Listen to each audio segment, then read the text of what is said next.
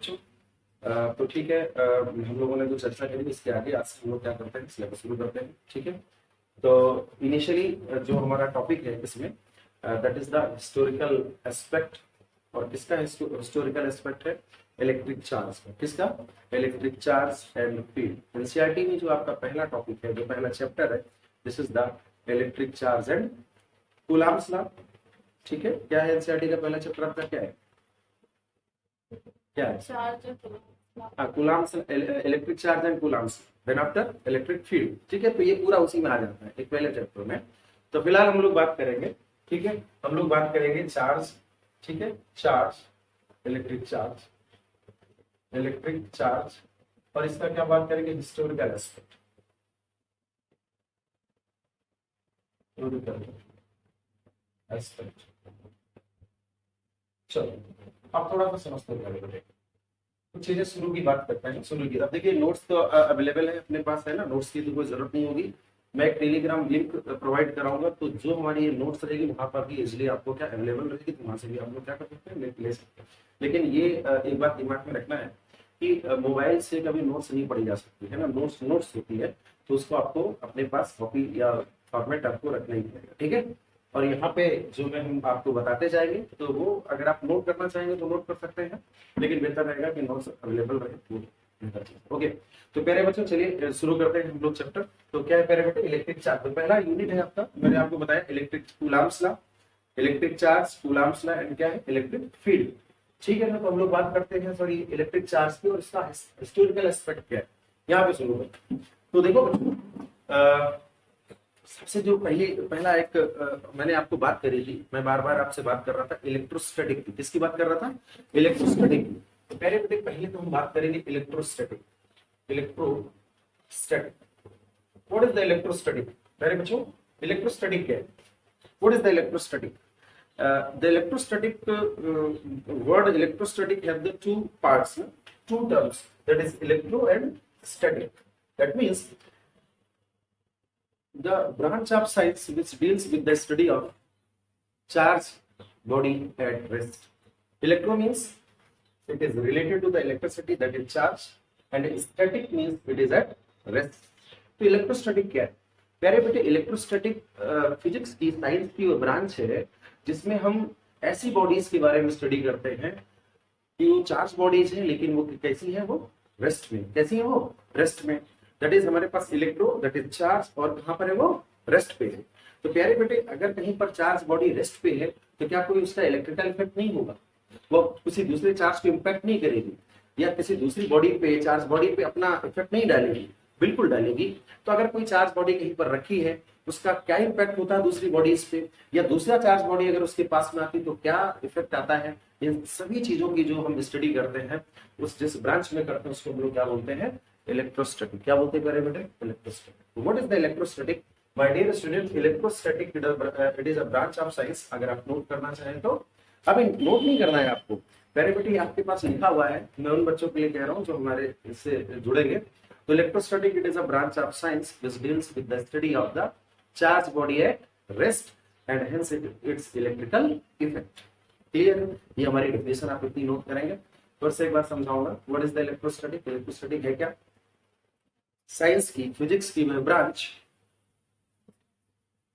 जिसमें हम ऐसी चार्ज बॉडीज के बारे में स्टडी करते हैं जो कि रेस्ट से होती है, और उनका क्या इफेक्ट होता है, यह भी हम साथ साथ स्टडी करेंगे।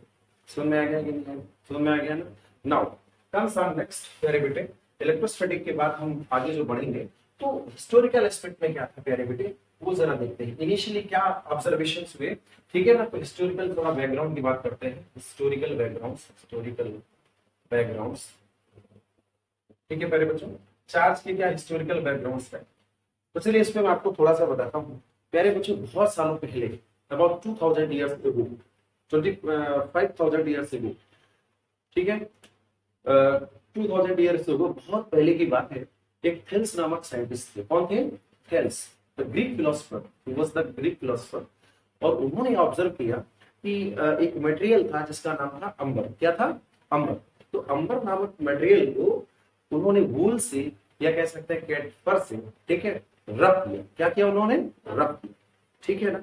तो initially many years ago there was a scientist named Thales. He rubbed the amber material named amber with the wool or fur. ठीक है, समझ में आ गई। और एक चीज बहुत इंटरेस्टिंग आपको बताता हूँ प्यारे बच्चों, इंटरमीडिएट में जब आप स्टडी करते हो ना, इस बात का बिल्कुल दिमाग में रखो कि आज की जो लाइफ है ना, तो वो ऐसी है ना कि हमें बहुत बड़ा वो नहीं बनना है अभी से, हमें वो चीजें अपने दिमाग में रखना है जो हमारे आगे काम आने वाली। एग्जाम स्पेसिफिक अगर हम पढ़ते हैं, चाहे इंटरमीडिएट का हो, चाहे वो जेई या नीट का हो, इस हिसाब से पढ़ेंगे तो ठीक रहेगा। अब पता लगा हमारे पास ये सब चीजें हैं, कौन सी, अब इन सब चीजों पर इतना जोर डालने लगे कि हमें इतना जरूरी है जितना हमें जानकारी के लिए जरूरी है, ठीक है ना। तो हिस्टोरिकल बैकग्राउंड में मैंने आपको क्या बताया कि प्यारे बेटे बहुत पहले क्या थे, एक थेल्स नामक साइंटिस्ट थे, और उन्होंने क्या किया, अंबरनाथ मटेरियल को किससे रब कर दिया, वूल से। और जब उन्होंने रब कर दिया, तो रब करने पर उन्होंने देखा क्या कि अरे इसमें प्रॉपर्टी डेवलप हो गई। और प्रॉपर्टी कौन सी डेवलप हुई थी कि अंबर या वूल, या अगर अंबर को हमने फर से रब किया था, कैट फर से, तो दोनों में एक ऐसी प्रॉपर्टी डेवलप हो गई कि वो लाइट पार्टिकल्स को, लाइट ऑब्जेक्ट्स को, जैसे आपका पेपर का टुकड़ा हो गया या तिनका हो गया कोई, उसको क्या कर रहे थे, तो अपनी तरफ क्या करने लगे, अट्रैक्ट करने लगे। सुन में आया कि नहीं आया। तो जब ये चीजें अब उन्होंने ऑब्जर्व किया थेल्स ने, तो फिर हुआ क्या, अब ये बात यहीं से खत्म हो गई। उस समय जो जो दूसरे हमारे साइंटिस्ट थे, इस बात पर जोर नहीं डाला गया, या इस बात पर उन्होंने बहुत कुछ नहीं कहा, ठीक है। इस बात को कि काफी समय बाद, after many years ago from this observation of the Thales के इस ऑब्जर्वेशन के बहुत साल बाद एक दूसरे साइंटिस्ट, ठीक है, तो पहला ऑब्जर्वेशन किसका था प्यारे बेटे, थेल्स का, और दूसरा हमारे पास कौन है प्यारे बेटे, गिलबर्ट। क्या है, गिलबर्ट। कौन है प्यारे बेटे, गिलबर्ट। तो इसके बहुत सालों बाद कौन है, गिलबर्ट।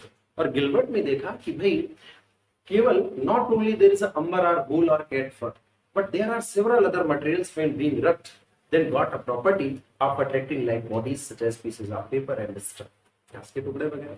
सुन में आया? तो क्या ऑब्जर्वेशन था थेल्स का? थेल्स का ऑब्जर्वेशन पूरी नोट्स में है आपका, मैं फिर से एक बार बोल देता हूँ।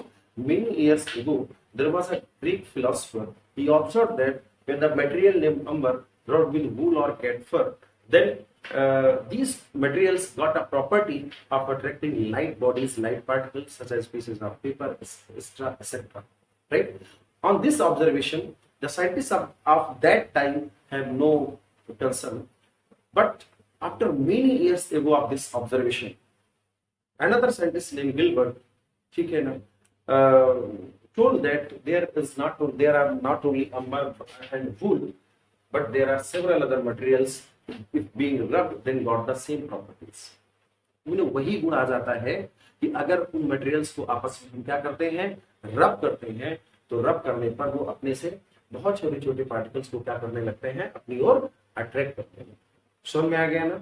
क्या देखा हम लोगों ने हिस्टोरिकल बैकग्राउंड में, थेल्स ने क्या ऑब्जर्व किया था, थेल्स ने ऑब्जर्व किया था कि अंबर को अगर वूल से हम रब करते हैं तो दोनों बॉडीज में एक ऐसी प्रॉपर्टी डेवलप हो जाती है कि वह छोटे छोटे पार्टिकल्स को अपनी तरफ क्या करने लगते हैं, अट्रैक्ट करते हैं। प्यारे बच्चों, अगर थेल्स नहीं होते उस समय, तो हो सकता है मैं ऐसा कर लेता या आप ऐसा ऑब्जर्व कर लेते, पर आपने अपनी डेली लाइफ में स्कूल डेज में ये ऑब्जर्वेशन किया भी है, बट आपको आइडिया नहीं है। याद करिए, आप जब स्कूल में बेंच में बैठे होते थे और आपका कलीग कहता था, कलीग को आप दिखाते थे स्केल लेकर, ऐसे ऐसे करते नहीं वैसे, और फिर कागज के टुकड़ों को अपनी ओर क्या करते थे, उस स्केल से ऐसे रब करते थे हेयर्स को, और उस कागज के पीसेस को क्या करते थे, चेक करवाते थे, अरे वो तो चिपक गया। किया अभी कभी ऐसा, कभी जीवन में ऐसा किया? देखिए, फर्जी बोलने की जरूरत नहीं है, अगर आपने नहीं किया तो इसका मतलब है आपने अपने बचपन में बहुत सारी चीजें क्या करी, अभी तक मिस कर। ये ऑब्जर्वेशन हम लोगों ने किया, बट जो चीज हमने ऑब्जर्व की वो हमने बोली नहीं।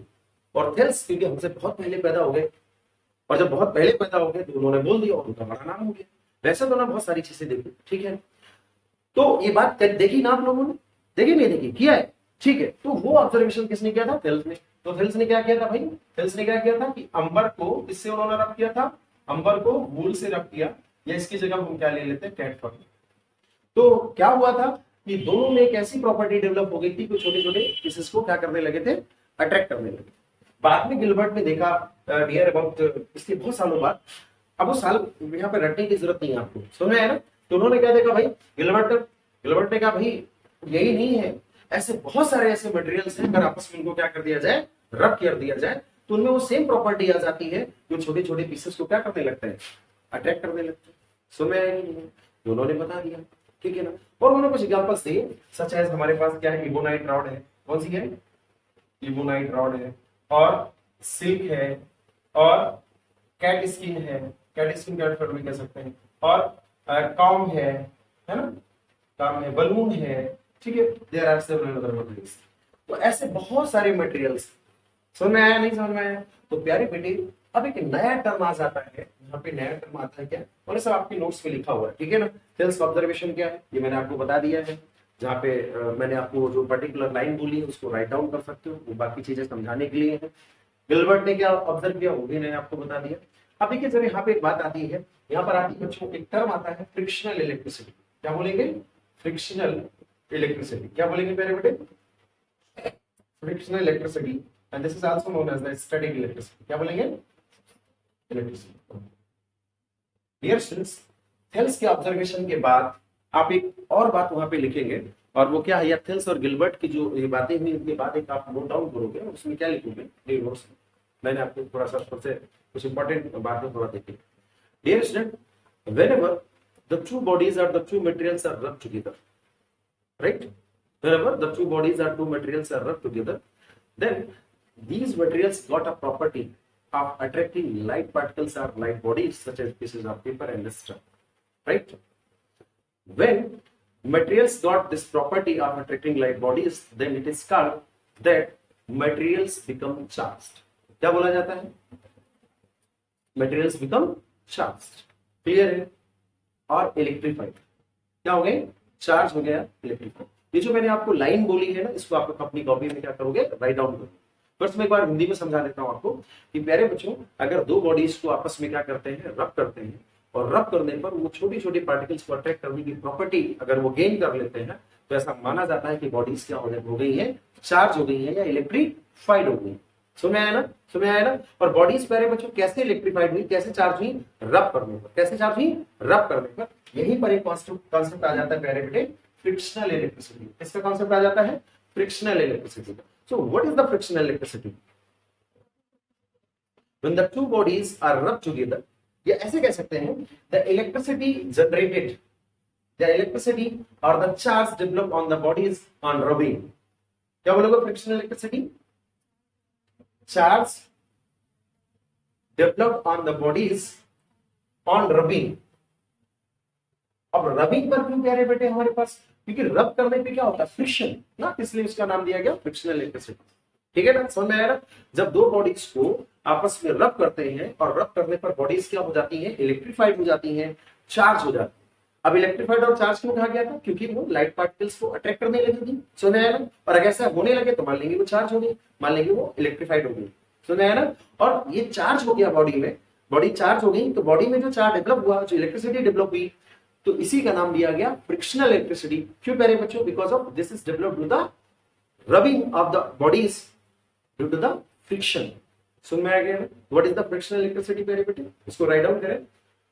द इलेक्ट्रिसिटी और the charge developed on the bodies when the bodies are rub together और due to the friction. Clear हो गया, सुन में आया ना।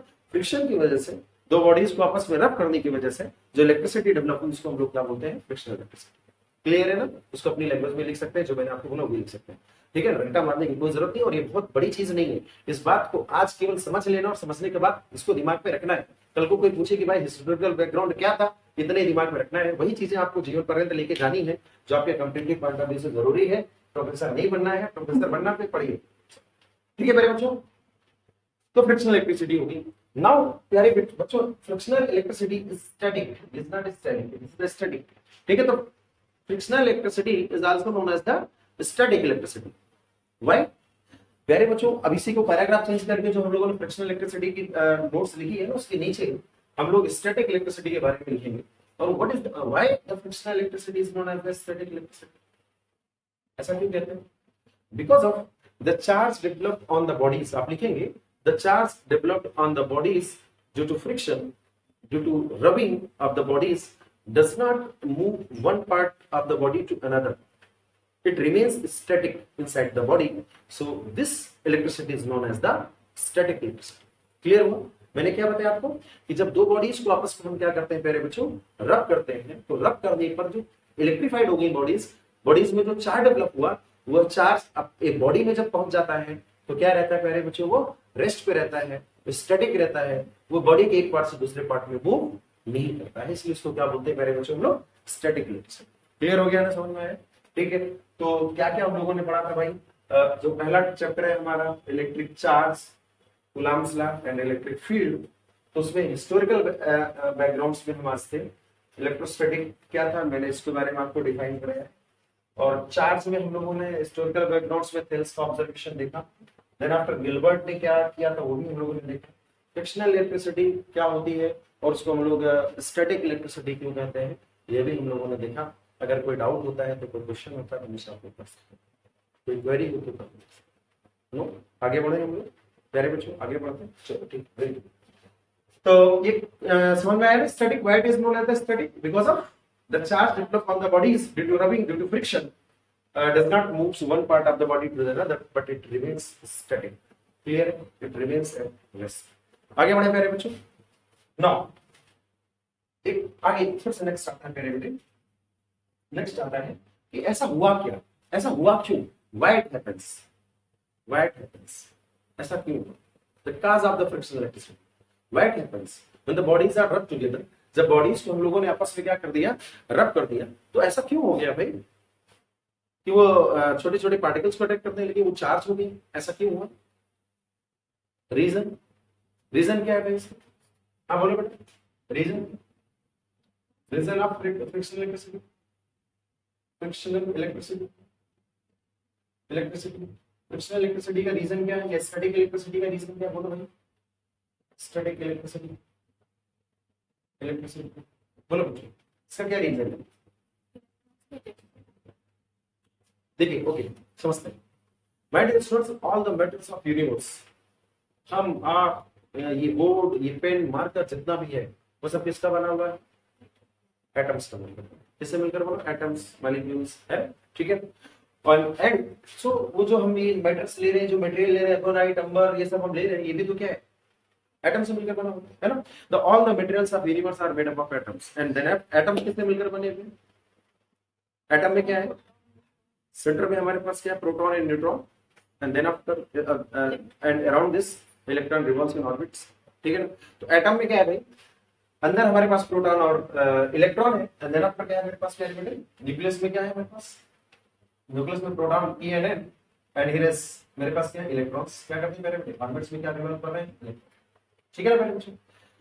अब होता क्या है? When the materials are rub together, क्या हो रहा है मेरे बेटे? When the materials are rub together, then due to the friction heat is generated. Friction की वजह से क्या हो रहा है? हीट जनरेट हो रही है, और अगर फ्रिक्शन की वजह से हीट जनरेट हो रही है तो क्या हो रहा है? वो किसको मिलेगी हीट एनर्जी? एटम्स को, और एटम्स में किसको मिलेगी? इलेक्ट्रॉन्स को। और हम जानते हैं कि इलेक्ट्रॉन्स जब एनर्जी को एक्वायर कर लेते हैं तो क्या होता है? लोअर टू हायर ऑर्बिट आते हैं, ठीक है ना। तो आउटर मोस्ट इलेक्ट्रॉन को अगर ये एनर्जी मिलेगी तो क्या करेगा? या हमारे जो कुछ आउटर सेल्स के जो इलेक्ट्रॉन्स उनको एनर्जी मिलेगी तो क्या करेंगे? उस एनर्जी को गेन करने के बाद एटम को, दैट इज मटेरियल को, एटम को छोड़ेंगे तो मटेरियल को भी इतनी एनर्जी होती है तो मटेरियल को भी छोड़ते हैं, और एक मटेरियल से आकर किसमें चले जाते हैं? दूसरे। कहां पे जाएंगे? One material to another material. समझ में आया? So what is the cause of the frictional electricity और the static electricity? It's a very simple, because of, अब इसको आप राइट अप करना चाहें तो लिखिए, वैसे भी इतनी जरूरत नहीं है। All the materials of universe are made up of atoms, and in atoms there are proton, neutron in center, and electron revolve around the center. When the materials are being rubbed together, the materials को आपस में क्या करते हैं? पहले बेटे रब करते हैं, then due to the friction the heat is generated and hence energy developed, and by acquiring this energy the electrons of one atom, the electrons of one atom transfer to the transfer to the another material, है ना। वो क्या करते हैं? Electron transfer from one material atom to the another material atom, and hence इस तरह से होता क्या है? बोथ बॉडीज बिकम चार्ज, दोनों ही बॉडीज आपस में क्या हो जाती है? चार्ज। ठीक है ना, सुन में आया कि नहीं? इसको अपनी लैंग्वेज में लिख सकते हैं, ये जो मैंने बोला उस तरह भी बहुत ही सिंपल लैंग्वेज में लिख सकते हैं। सुन में आया? फिर से मैं आपको बता दूं, ठीक है, वो तो आप जानते ही हैं। When the bodies are rubbed together, then the heat is generated due to the friction, and by acquiring this heat energy, by acquiring the energy, electrons transferred from one material atom to the another material atom, and hence the both bodies become charged. Now, जिस body से electron निकल के गए हैं बेटा, उसमें कौन सा चार्ज आएगा? पॉजिटिव, बिकॉज ऑफ इलेक्ट्रॉन की डिफिशियंसी हो जाएगी उसमें। और जिसमें इलेक्ट्रॉन गए हैं उसमें क्या आएगा? नेगेटिव चार्ज आएगा, बिकॉज ऑफ उसमें इलेक्ट्रॉन की एफिशिएंसी हो जाएगी, इलेक्ट्रॉन उसमें ज्यादा हो जाएंगे। इतना तो आपको पता है ना भाई, अगर कहीं से इलेक्ट्रॉन निकलेंगे तो उसमें कौन सा चार्ज आ जाएगा? पॉजिटिव चार्ज आएगा, बिकॉज ऑफ किसी एटम में इलेक्ट्रॉन और प्रोटॉन क्या होते हैं? इक्वल होते हैं। और जब इलेक्ट्रॉन निकल जाएंगे तो प्रोटॉन का नंबर वहां पे क्या हो जाएगा? बढ़ जाएगा। उसमें प्रोटॉन में कौन सा चार्ज होता है? पॉजिटिव चार्ज होता है। तो क्लियर हुआ? जब बॉडीज को हम आपस में क्या करते हैं? रब करते हैं। रब करने पर हीट एनर्जी जनरेट होती है, दैट इज वो एनर्जी जनरेट हुई, और वो एनर्जी किसको मिलती है? इलेक्ट्रॉन्स को। और इलेक्ट्रॉन्स एनर्जी लेकर क्या करते हैं? एक मटेरियल एटम से दूसरे मटेरियल एटम में ट्रांसफर हो जाते हैं। और ट्रांसफर होने से क्या हुआ? दोनों ही बॉडीज हमारी क्या हो गई? चार्ज हो गई। एक में पॉजिटिव आ गया और दूसरे में उतना ही नेगेटिव। इंटरेस्टिंग बात ये है, इसमें आपको थोड़ा समझना ये रहेगा प्यारे बेटे, फ्रिक्शनल इलेक्ट्रिसिटी में या जो फ्रिक्शन प्रोसेस से जो हमारे पास चार्ज डेवलप हुआ, उसमें आपको समझना ये है, क्या समझना है प्यारे बेटे, कि दोनों ही बॉडी चार्ज होती है और दोनों ही बॉडीज में equal and opposite charge develop होता है। ये इंटरेस्टिंग बात है, because of the number of electron transferred from one body to another. तो जिससे जितने इलेक्ट्रॉन निकलेंगे दूसरे में उतने इलेक्ट्रॉन पहुंच जाते हैं। तो अगर एक में अगर जितना पॉजिटिव चार्ज आएगा तो दूसरे में उतना ही नेगेटिव चार्ज। क्लियर हो गया ना? सुन रहे हैं? तो फ्रिक्शन प्रोसेस में ये जो फ्रिक्शनल इलेक्ट्रिसिटी होता है, फ्रिक्शन जो हमारा मेथड है चार्जिंग का, फ्रिक्शन में क्या होता है प्यारे बेटे? Equal and opposite charge develop होता है। Equal and opposite charge develop होता है। कौन सा चार्ज डेवलप होगा? Equal and opposite charge develop होता है। कौन सा चार्ज डेवलप होता है प्यारे बेटे? Equal and opposite charge. समझ में आया ना प्यारे बेटे? जो फ्रिक्शन प्रोसेस में जो न्यूमेरिकल्स बनते हैं वो हमारे किस फार्मूले से बनते हैं? Q is equal to Ne। And what is this Q is equal to Ne प्यारे बेटे? ये Q is equal to Ne क्या है? Q is the total charge developed on a body, on each body। ठीक है ना? और यहाँ पे प्लस माइनस कर लेता हूँ, क्योंकि एक में प्लस आएगा तो दूसरे में क्या आएगा? माइनस आएगा। और प्यारे बेटे E क्या है? What is E? Is the electronic charge। क्या है ये? Electronic charge. ये जो आइसक्रीम वाला है ना, तो घंटी बजा रहा सब इसमें रिकॉर्ड हो रहा है। इलेक्ट्रॉनिक चार्ज क्या है प्यारे बेटे? ये electronic charge, its value is equal to कितना होता है बेटा? 1.6 into 10 to the power minus 19। Clear है प्यारे बेटे? Okay, what is n? n is the n क्या प्यारे बेटे? नंबर ऑफ इलेक्ट्रॉन है ना, नंबर ऑफ इलेक्ट्रॉन ट्रांसफर है ना, ट्रांसफर। जो भी हमारे इलेक्ट्रॉन क्या होंगे प्यारे बेटे? एक बॉडी से दूसरी बॉडी में transfer. What is q? q is the total charge develop. q क्या है? Charge develop. क्या हो गया? Charge develop. अब प्यारे बेटे कोई टॉपिक हम पढ़ते हैं और टॉपिक पढ़ने के साथ अगर हमें आइडिया लगता जाए कि इसमें किस तरह के न्यूमेरिकल्स आ सकते हैं, तो कभी प्रॉब्लम जाएगी नहीं। अब फ्रिक्शन की बात आएगी, फ्रिक्शनल इलेक्ट्रिसिटी की बात आएगी। फ्रिक्शनल इलेक्ट्रिसिटी को हम स्टैटिक इलेक्ट्रिसिटी क्यों कहते हैं? फ्रिक्शनल इलेक्ट्रिसिटी का काज क्या है तो भी समझ गए। रब करोगे, एनर्जी मिलेगी किसको? इलेक्ट्रॉन्स को। वो इलेक्ट्रॉन्स एक एटम के, एक मटेरियल एटम से दूसरे मटेरियल एटम में क्या हो जाएंगे? ट्रांसफर हो जाएंगे। फिर इससे होगा क्या? दोनों ही बॉडी चार्ज हो जाएगी। फिर इससे और क्या होगा? इससे और क्या हो जाएगा? जब दोनों ही बॉडी चार्ज होगी तो एक में पॉजिटिव आएगा, एक में उतना ही नेगेटिव आएगा। इंटरेस्टिंग बात यह है कि दोनों में इक्वल और अपोजिट चार्ज डेवलप हो जाता है। इक्वल और अपोजिट चार्ज डेवलप हो जाता है। क्लियर हो गया ना? अब यहाँ पे न्यूमेरिकल्स बन सकते हैं कि नहीं बन सकते? बिल्कुल बन सकते हैं न्यूमेरिकल्स। एंड ये किस फार्मूले बनेंगे? Q is equal to Ne पे। अब आपसे पूछा जाएगा, क्वेश्चंस कैसे पूछे जाएंगे थोड़ा सा समझ लीजिएगा, नोट्स में सब कुछ रहता है, दिमाग में रखिएगा। प्यारे बेटे क्वेश्चन कैसे बनेंगे? आपसे क्वेश्चन पूछा जाएगा that is glass is rubbed with wool.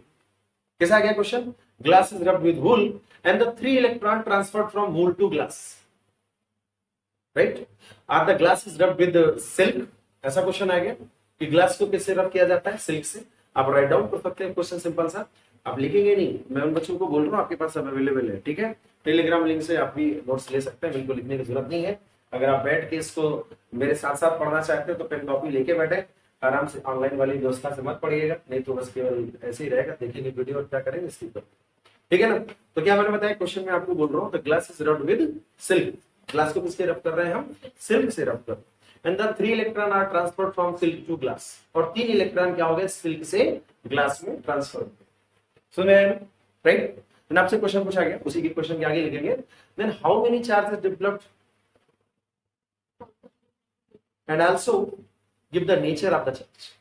Charge का क्या देना है? Nature. How much charge is developed on both and also give the nature. Nature भी बताना है। एंड एक क्वेश्चन उसी के नीचे, उसी पैराग्राफ के नीचे, उसी में और लिखिए क्वेश्चन, और आपको यह भी बताना है कि is there is transfer of mass. क्या इस प्रोसेस में मास भी ट्रांसफर हुआ? This is your question. और याद रख लीजिए, फिजिक्स में आज से और हमेशा जब तक आप मेरे साथ पढ़ेंगे और फ्यूचर में भी फिजिक्स में बेहतर करना है तो केवल थ्योरी से नहीं होगा, कॉन्सेप्ट के साथ साथ आपको न्यूमेरिकल्स पर भी कमांड हासिल करनी है। बहुत सारी भीड़ है, अगर भीड़ में कुछ अलग दिखना है तो ये जरूरी है कि न्यूमेरिकल्स में आपको, और जो पूरा कॉन्सेप्ट है वो बिल्कुल तैयार होना चाहिए।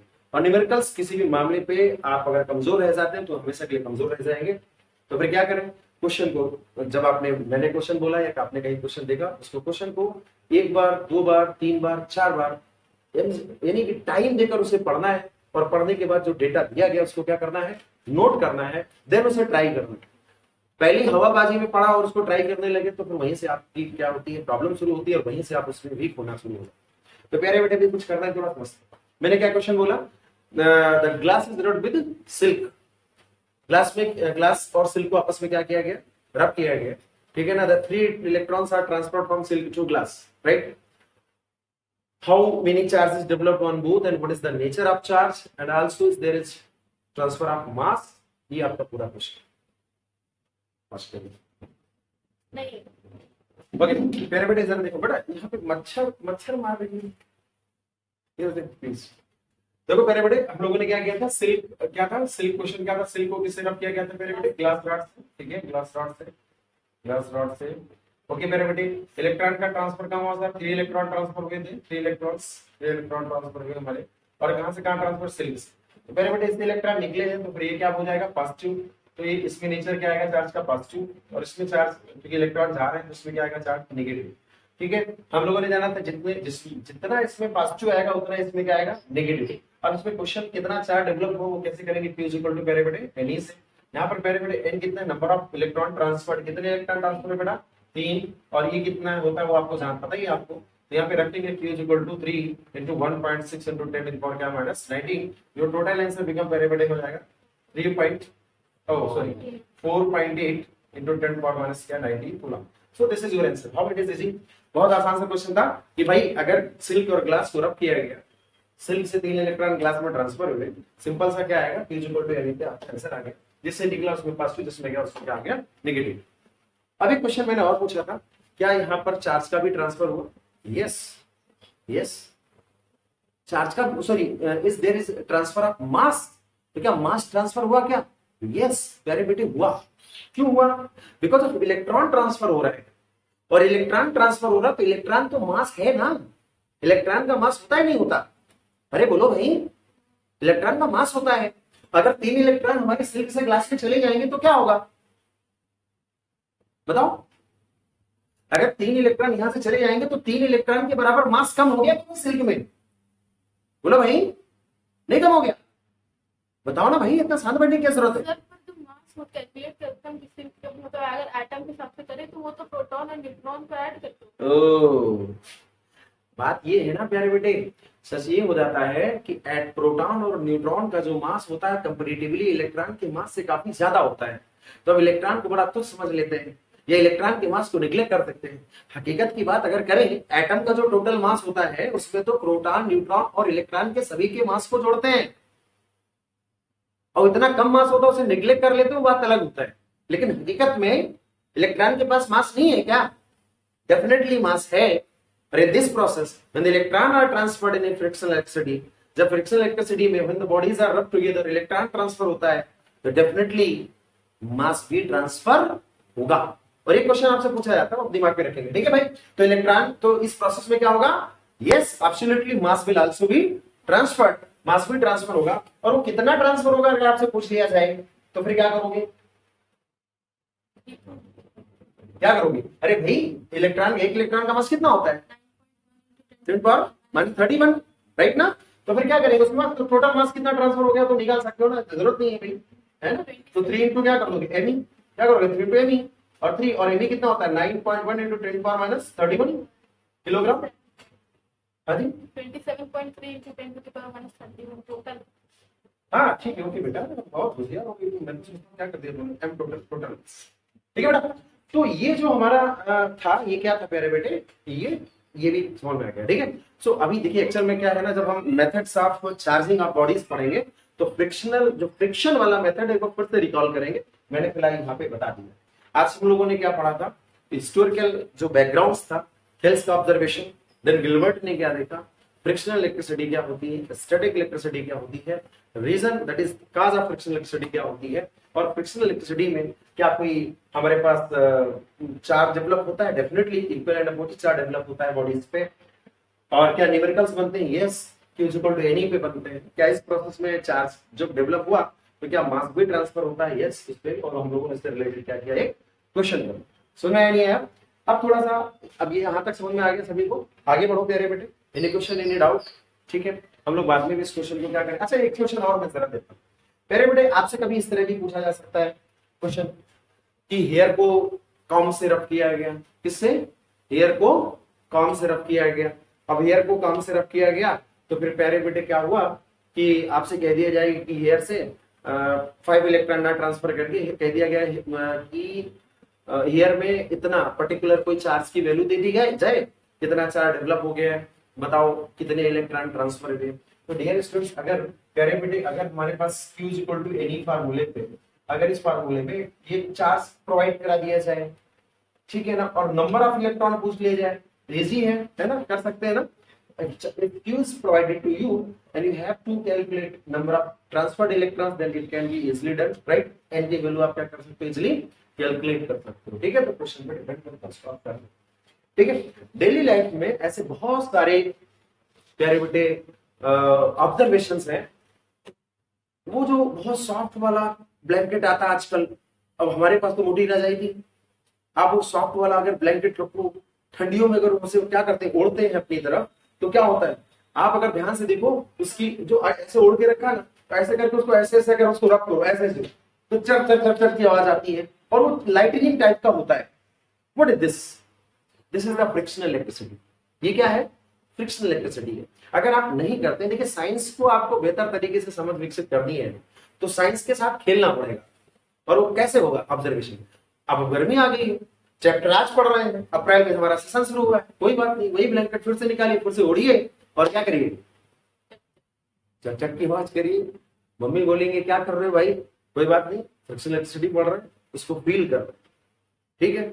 अच्छा, एक चीज और, अगर ये नहीं किया है तो आपके घर में कर्टन हो, ये हैप्पी बर्थडे वाले बलून ले लीजिएगा, और हैप्पी बर्थडे वाले बलून ले जाके उनको फुला के क्या करोगे, उस कर्टन में, पर्दा जानते हो, उसमें क्या करना, ऐसे रगड़ना, और रगड़ने के बाद उसमें क्या करना, चिपका देना। आ रहा है उसमें, आ रहा है कि नहीं आ रहा है भाई? तुम पढ़ो तो साथ में वो भी तो पढ़े। तो हमारे पास क्या होगा बेटा, तो नहीं करो, नहीं किया तो इसको करो जाके घर में। स्केल वाला भी ऐसे कर लेना, देखना उसमें चिपका रहा है कि नहीं चिपका रहा है। मैंने वो कर्टेन वाला एग्जांपल बताया, वो भी कर लेना। अगर वो नहीं कर पा रहे हो तो बलून वाला कर लेना। और कितने बताए, और बताए, काम चला लोगे ना इतने से। ठीक है, ये सब कर लेना। करोगे करोगे नहीं करोगे, definitely you have to be done. आप फील तो करो उसको, देखो तो जाके, इसलिए कर सकते हैं। ठीक है ना। क्या बताया मैंने, बलून फुलाओगे, उसको क्या करोगे, कर्टन में रगड़ोगे और छोड़ दोगे, तो उसमें क्या करेगा, वो चिपक जाएगा। ठीक है ना, करके दिखाना। तो यार ऐसे आप सब पहले बता देते हो, टेप लगा के चिपकाने की जरूरत ही नहीं थी। टेम्परेरी होता है, थोड़ी देर हट जाएंगे। क्यों हट जाएंगे भाई? ये क्वेश्चन आप मेरे से थोड़ी, मतलब जब हम इस टॉपिक में थोड़ा आगे बढ़ेंगे तो मैं आपको बता दूंगा, वो वहां बेहतर बताऊंगा। वहां पर एक्चुअली फ्रिक्शन होता है, पर वो हम लोग 3 मेथड पढ़ेंगे ना, फ्रिक्शन का, इंडक्शन का और कंडक्शन का। तो फिर हम लोग वहां पे बताएंगे ऐसा क्यों हुआ। ठीक है। तो मैंने क्या बताया, when the bodies are rub together, जब बॉडीज को आपस में क्या करते हैं, रब करते हैं। ठीक है ना, वो आपस में स्टिक कर जाएंगी, एंड आफ्टर सम टाइम वो क्या हो जाती है, जंप ऑफ हो जाती है, वो अलग हो जाती है ना। बलून को हम कर्टेन में रगड़ के चिपका देंगे, थोड़ी देर में हट जाएगा। क्यों हटेगा, उसको हम लोग थोड़ा बाद में क्लियर। ठीक है भाई, इस क्वेश्चन को आप मेरे से बाद में पूछो। आगे बढ़े मेरे बच्चों। नाउ डियर स्टूडेंट, नेक्स्ट फिर इसी के आगे हम लोग पढ़ेंगे बेंजामिन फ्रैंकलिन एक्सपेरिमेंट। क्या पढ़ा मैंने बेटे? बेंजामिन, स्पेलिंग में थोड़ा अगर कुछ हो तो बच्चे कर लिए। Benjamin Franklin observation experiment. Experiment. ठीक है प्यारे बेटे, तो Thales observation, then Gilbert, frictional electricity, काजा फ्रिक्शनल इलेक्ट्रिसिटी। और फ्रिक्शनल इलेक्ट्रिसिटी में क्या न्यूमेरिकल्स किस तरह के आ सकते हैं? फ्रिक्शन से जो चार्ज डेवलप हुआ बॉडीज में इक्वल एंड अपोजिट होता है। इसके बाद हम पढ़ते हैं बेंजामिन फ्रैंकलिन एक्सपेरिमेंट। ठीक है प्यारे बेटे, इस टॉपिक क्या किया बेंजामिन फ्रैंकलिन ने, इसको पहले फिगर से समझते हैं, फिर मैं आपको प्यारे बच्चों रोड क्या करा दूंगा, राइट डाउन करा दूंगा बिल्कुल प्रेस। थोड़ा देखिएगा बेंजामिन फ्रैंकलिन ने क्या किया। इन्होंने ग्लास रॉड ली, क्या ली प्यारे बेटे? ग्लास। ठीक है, और फिर क्या लिया बेटे? सिल्क लिया। क्या लिया प्यारे बेटे? Silk. This is the glass rod. क्या प्यारे बेटे? ग्लास। दोनों को क्या कराया उन्होंने? रब कर। क्या करा दिया उन्होंने? रब। जब मैं प्लस का साइन लगा रहा हूं but that is these are rub together. क्या करे गए हैं यहाँ पे? थोड़ा सा रबिंग करा दिया, ऐसे ऐसे दिखा देता हूं, रब कर। क्या कराया गया बेटा? रब करा दिया। दीज आर रब। आपस में क्या कराया गया?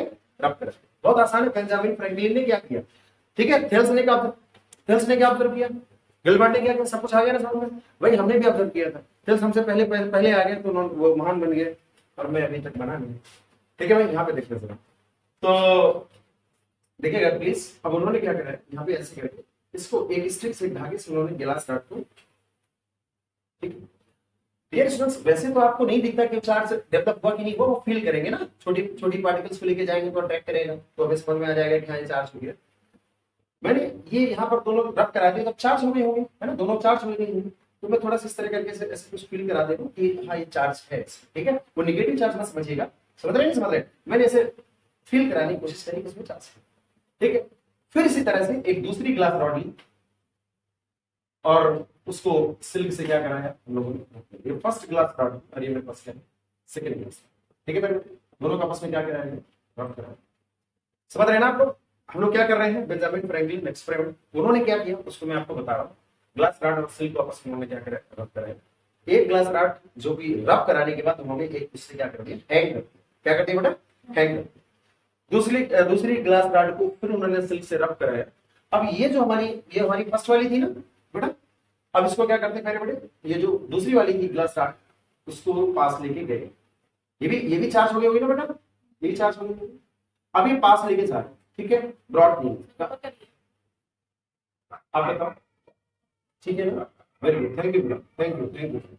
अब हम लोग ये क्या करते हैं, इस वाली ग्लास रॉड को यहाँ पे सेकंड वाली ग्लास रॉड डॉट नहीं है, डॉट नहीं, ठीक है बेटे, ये पास लेके गए तो क्या हो रहा है बेटे, ये दूर भग रही है। ये क्या हो रहा है बेटे, ये दूर भग रहा है, ये दूर भग रही है। दैट इज क्या हो रहा है बेटे, रिपल्सन हो रहा है। क्या हो रहा है? रिपल्सन रिपल्सन हो रहा है। सो मैं क्या, बेंजामिन फ्रैंकलिन ने क्या ऑब्जर्व किया? अब इसी को अगर हम लैंग्वेज में लिखें बेटा, अपने आप लैंग्वेज में लिख सकते हो, है ना। he rubbed the glass rod with the silk, he also rubbed the second glass rod with the silk, ठीक है, he hanged the first glass rod and second glass rod brought near to it, then the first glass rod क्या हुआ, ripple, वो उसमें repulsion होगा। ठीक है बेटे, अब इसको अपनी लैंग्वेज में लिख सकते हो या जो मैंने अभी कहा उसको आप इस तरह से लिख सकते हो। तो ये ऑब्जर्वेशन, अभी ऑब्जर्वेशन ये कंप्लीट नहीं हुआ, उन्होंने कुछ और किया। तो फिर बेटा क्या किया उन्होंने, और यहाँ पे बना दो, मैं इधर बना दूं, समझ में आएगा, दिख रहा है ना सभी को? चलो यहाँ पे इसको जितनी जल्दी हो जाएगा बेटा कंप्लीट करेंगे, और ये सब आपके नोट्स में अवेलेबल है ना। तो आपको क्या करना रहेगा, पढ़ना ही रहेगा, अच्छा रहेगा आराम से। और जब जरूरत की चीजें होंगी तो फिर मैं वहां पर उसी समय राइट डाउन कराऊंगा। सिलेबस कब खत्म करेंगे हम लोग? सितंबर अक्टूबर में खत्म करेंगे, इसी हिसाब से पढ़ते रहेंगे। चलो कोई बात नहीं बेटा, जल्दी करेंगे। अब दूसरा क्या किया देखो, दूसरा क्या करते हैं, उन्हें इगोनाइट क्या ले ली, इगोनाइट बेटा। ये जानी हो इगोनाइट वगैरह क्या होती है, क्या होते हैं, अंबर क्या होता है, मटेरियल्स है, these are the materials, right. तो इगोनाइट रॉड को कैट फर्स्ट रन करो, किससे, कैट फर्स्ट, ये कैट ठीक है, कैट ठीक है। तो अब ये जो पहली वाली ग्लास रॉड थी ना, तो जब हम दूसरी ग्लास रॉड जो कि सिल्क से ऑलरेडी रब की गई थी और पहली वाली भी सिल्क से रब की गई थी, तो पहली वाली को हैंग कर दिया होगा और दूसरी ग्लास रॉड को जब वो पास लेके गए तो इसमें क्या हो रहा था, रिपल्सन हो। लेकिन वही अब इसको उन्होंने हटा दिया ना, अब वही जो पहली वाली जो ग्लास रॉड हमारे पास हैंग है, ये जो पहली वाली glass rod first glass rod है वही हैंग है, ये क्या थी, ग्लास, क्या करे बेटे, ग्लास रॉड। अब इसके पास उन्होंने क्या कर दिया, इबोनाइट रॉड लेके गए। कौन सी रॉड लेके गए बेटे, इबोनाइट रॉड लेके गए, इबोनाइट रॉड, इबोनाइट रॉड अभी लेके गए। तो जब ये पास लेके गए, dot near, DROUGST dot near, तो मेरे बेटे क्या हुआ, अट्रैक्शन हुआ इसमें, क्या हो गए, अट्रैक्शन, अट्रैक्शन क्या हुआ मेरे बेटे, attraction. This is the Benjamin Franklin experiment. इस एक्सपेरिमेंट से हमें क्या जानकारी मिली, ये तो नहीं कहा उन्होंने भाई, ये तो उनको पता ही नहीं, तो पता नहीं चल पाया उन्होंने सिर्फ क्या ओके। सो मेरे बेटे it is clear to you. अब बेंजामिन फ्रैंकलिन समझ में आया ना, क्या किया था इन्होंने, एक ग्लास रॉड लिया, सिल्क से रब किया, दूसरी ग्लास रॉड ली, सिल्क से रब की, एक ग्लास रॉड को इन्होंने क्या करा, हैंग कर दिया, दूसरी ग्लास रॉड को लेके गया, तो क्या हुआ मेरे बेटे, रिवल्शन। फिर उन्होंने क्या किया, एबोनाइट रॉड को किससे, कैटफर से, और फिर जो ग्लास रॉड हमारी पहली वाली हैंग थी उसके पास ये एबोनाइट रॉड लेके जाते हैं, तो फिर क्या होता है मेरे बेटे, अट्रैक्शन। क्या होता है, अट्रैक्शन। कंक्लूजन क्या निकला, बेंजामिन फ्रैंकलिन ने क्या बताया मेरे बेटे, कंक्लूजन ये निकला कि there are the two types of the charge. इन्होंने क्या बताया, there are two types of the charge. Benjamin Franklin experiment का जो कंक्लूजन है वो ये है, बेंजामिन फ्रैंकलिन सजेस्टेड या Benjamin Franklin observe that there are the two types of the charge. अब उन्होंने two types of the charge में क्या बताया बेटे, कि one which is developed on glass, एक जो किसमें डेवलप हुआ, ग्लास रॉड में, एंड उसको उन्होंने क्या बोला बेटा, पॉजिटिव, और other which is developed on ebonite rod, और उसको उन्होंने क्या बताया, नेगेटिव। समझ में आया बेटे। अच्छा, बेंजामिन फ्रैंकलिन ने ये नहीं बताया था, मैंने आपको नोट्स में बताया, बेंजामिन फ्रैंकलिन ये जो एक्सपेरिमेंट परफॉर्म किया, Benjamin Franklin explain that there are the two type the charge, one which is developed in glass, other which is developed in ebonite rod, right. ठीक है, तो ग्लास में जो डेवलप हुआ वो पॉजिटिव और एबोनाइट में डेवलप हुआ वो negative. Actually initially Benjamin Franklin ने ये नहीं बताया था कि पॉजिटिव और नेगेटिव दो तरह के चार्ज होते हैं, ठीक है ना, ये मैंने नोट्स में लिखाया हूँ, आप भी राइट डाउन कर सकते हैं कि Benjamin Franklin explained that there are the two types of the charge which one developed on glass rod, other which is developed on the eberite rod, ठीक है ना, but he does not mention that there is positive negative charge, but finally it was observed that तो glass में कौन सा आया था, positive, और एबोनाइट में क्या आया था, नेगेटिव। तो फाइनली ये हुआ कि भाई दो तरह के होते हैं, एक पॉजिटिव होता है और दूसरा नेगेटिव। अब एक बात समझ, थोड़ा सा और पढ़ लेते हैं ना, थोड़ा सा खत्म करते हैं। डियर स्टूडेंट, थोड़ी सी बात ये बताना चाहता हूं मैं कि चलिए ठीक है, हम लोगों ने वहां सब कुछ पढ़ते गए, बेंजामिन ने फ्रैंकलिन ने भी बता दिया भाई 1750 के आसपास इन्होंने बताया था बेंजामिन फ्रैंकलिन ने कि दो तरह के चार्ज होते हैं, एक जो ग्लास में डेवलप हुआ उसे हम लोगों ने पॉजिटिव कहा, जो एबोनाइट रॉड में डेवलप हुआ उसको हम लोगों ने क्या कहा, नेगेटिव। गिलबर्ट ने ऑलरेडी बता के रखा कि बहुत सारे ऐसे मटेरियल्स हैं जब आपस में रख दिए जाते हैं तो क्या होता है प्यारे बेटे, इनमें चार्ज डेवलप हो जाता है, ठीक है। ऐसे ही मटेरियल्स की पूरी एक सीरीज है जिसको हम ट्राइबो इलेक्ट्रिक सीरीज बोलते हैं। क्या बोलते हैं प्यारे बेटे, ट्राइबो इलेक्ट्रिक सीरीज, ठीक है। तो उस सीरीज में जो हमारे पास ऊपर है, और अगर नीचे वाले को हम आपस में क्या करते हैं, रब करते हैं, तो ऊपर वाले में कौन सा चार्ज आ जाएगा, पॉजिटिव, और नीचे वाले में क्या आएगा, नेगेटिव। इसी बात को हम नेक्स्ट वीडियो में आगे बढ़ाएंगे, नेक्स्ट क्लास में, ठीक है। तब तक के लिए आप लोग पढ़ते रहिए, और इंटरमीडिएट का सेशन शुरू हुआ है तो सुस्ती और मस्ती छोड़कर क्या करें, सीरियस हो जाइए।